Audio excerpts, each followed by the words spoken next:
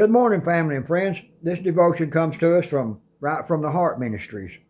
They're over in Marietta, Georgia. Not too far from here.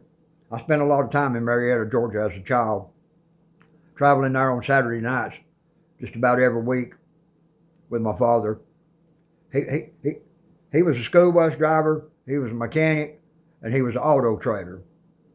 He didn't have a car lot, which he worked at some as a mechanic, but he bought and sold and traded old cars and tried to make a living for us kids. God bless him. When the religious don't get it, December 4th, 2025. Bryant Wright is the founder of this. And the teachers of the law who came down from Jerusalem said, he is possessed by Beelzebub. By the prince of demons, he is driving out demons. That scripture is Mark chapter 3, verse 22. It says, I tell young pastors going to establish churches to expect some resistance or pushback. Although the title of pastor will be received immediately, it often takes about 5 years to be really accepted as the leader of an existing church. Why is that? Well, when a new pastor seeks to follow God's will and implement change, very often certain people will dig in their heels and resist.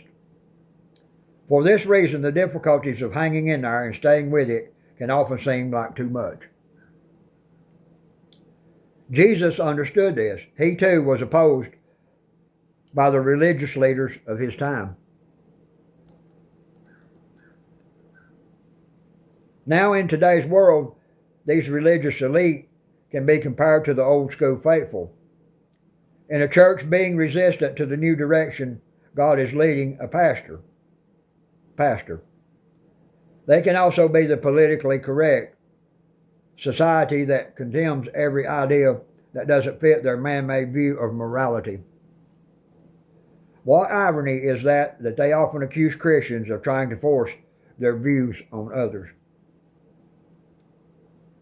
Facing resistance from these two camps, a Jesus follower can feel shamed and even cast out of contemporary culture. In the first century, Jesus faced this same type of opposition from the religious leaders. Eventually, their fear and closed hearts would send Jesus to the cross. Why were the religious leaders so opposed to Jesus? They saw the miracles. They couldn't deny Jesus' supernatural power. But they felt threatened. Responding out of fear, they accused Jesus of being evil. Their hearts were so hardened and closed to the truth that they saw anyone who opposed themselves as evil. This is the danger zone. It's allowing our pride and self-righteousness to blind us to the truth of the gospel. If you find yourself in that danger zone, open your eyes to the truth. Allow God to remove your pride and open your eyes to the greatest gift you'll ever know, the gospel of Jesus Christ. God bless you, friends. Have a great day.